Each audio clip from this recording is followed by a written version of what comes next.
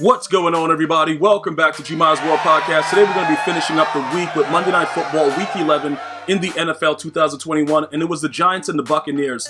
Now, I know no one expected the Giants to really beat the Bucs. It's kind of funny, though, that the Giants are actually the only reason that Tom Brady is not unanimously the greatest quarterback ever, because some people believe that because he has those losses, obviously he lost to Nick Foles too, but I don't know how that happened.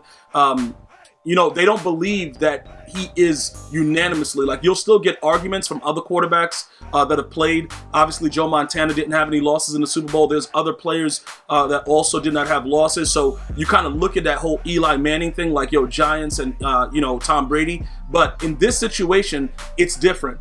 You know what I'm saying? Tom Brady's still going. All the other quarterbacks that played against him, they've done, retired, and they're gone. And this man is still playing at an extremely high level. But looking at the game overall, you guys already understand. It's like, okay, we know that the Giants are not a good football team, right?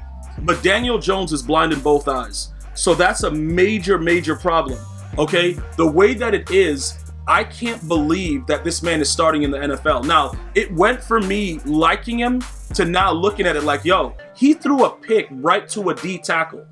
Like, dude, right to the D tackle, all right? I don't know how it happened. I don't know what's going on, but this was a situation where, it just got worse. Now, some of you guys are going to argue, okay, he has no O-line, a lot of things is going on, whatever. Bro, look, there's no excuse for the way he played.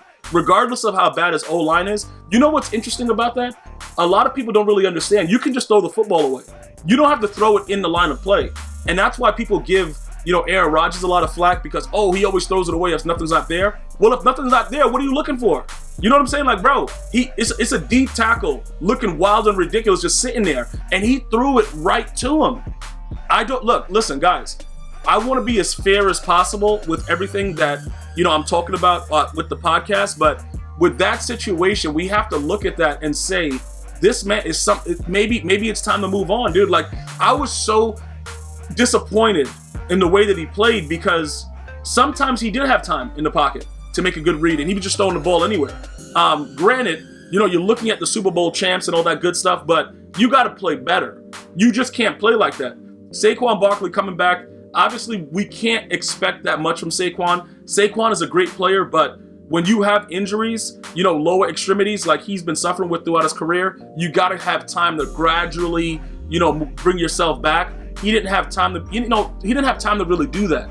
So that's also a situation. Evan Ingram, 5 targets, 2 receptions, 12 yards. You're supposed to be that guy at tight end. You know what I'm saying? Like, it's a certain situation where, okay, he doesn't have help anywhere else. You can't also make it worse by turning the football over. It's just too much stuff that he was doing. So his 23 of 38, 167, 1 touchdown and 2 interceptions. Like, bro, I don't understand what they're supposed to do with that. And again, I was one of the guys that was backing it. I love the fact that he would run the ball when nothing was there. And he had that one run where everybody laughs about it because he got winded and tripped and fell and nobody touched him. There's a lot of things about Daniel Jones you can like, bro, Danny Dimes. But yesterday, he just looked really, really bad. And again, it could have been a situation where a lot of you Giant fans that are telling me how terrible he is, maybe you're right. Because I've been arguing with you Giant fans like, I think he's going to be okay, whatever. Dude, I don't know what he was doing. And again, I saw him play certain games where I didn't think he was as bad as he actually looked yesterday. So I have to give him a little bit more time. Maybe I'll give him the season before I just write him off and just say, you know what, bro? Because let's be honest, right? The Giants magically going from a losing team to a winning team is not probably going to happen in a year. So we have to look at it like, all right, is this guy going to get gradually better? And based on what I saw yesterday, I didn't see anything that gave me that confidence. Like, oh, okay, he's going to be able to fix this. He was just doing everything wrong. So I don't know how I feel about him at all right now. So we have to wait and see how that transpires. And we'll pretty much go from there. On the other side of the football, Tom Brady was just having his way with them. You know what I'm saying? And it's kind of amazing the way football has changed, right? Because now we see like a lot of ticky-tack fouls being called all the time. Okay, you touch the guy's earlobe, it's a penalty if he's the quarterback. And that's another thing. If you listen to the commentary, a lot of people, they always talk about the pass, right? And why it's not fair, comparable to what Tom Brady's doing. But the longevity is there.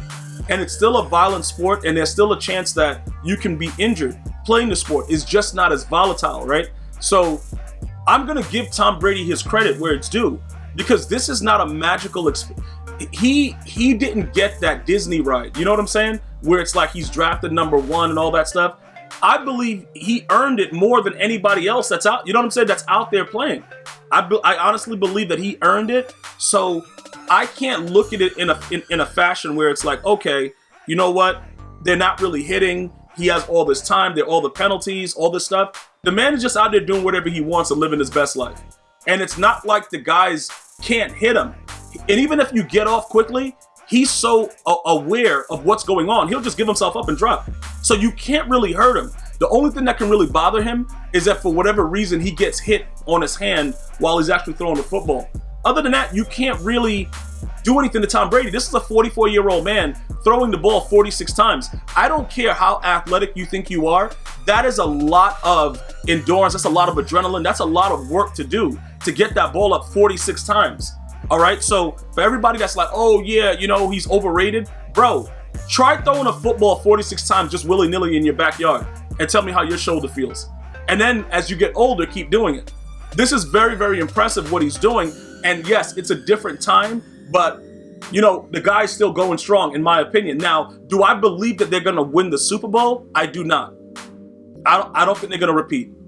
You know, like the defense played well, but it's the Giants. They suck, whatever. I don't think that they're going to, I don't think that they will win it. And that's just my personal opinion. I don't think that it's the same way. Somebody's going to win it. It won't be the Rams because Matthew Stafford sucks, but somebody else will beat them. I just don't believe that they'll repeat. If Tom Brady repeats, bro, it should be no like dispute about him being the greatest quarterback of all time. You know what I'm saying? Like it just shouldn't be. It's no way you leave the Patriots in shambles. And then you know what's funny? The Patriots might make the playoffs and do some work too. That Bill Belichick still ain't a slouch.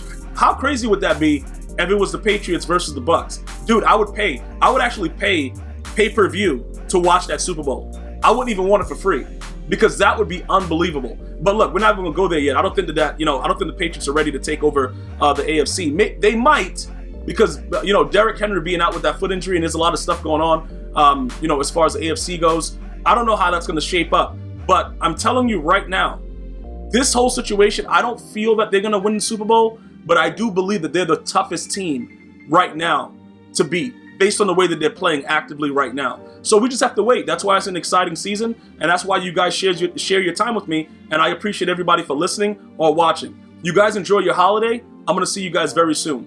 Until next time, one love, y'all.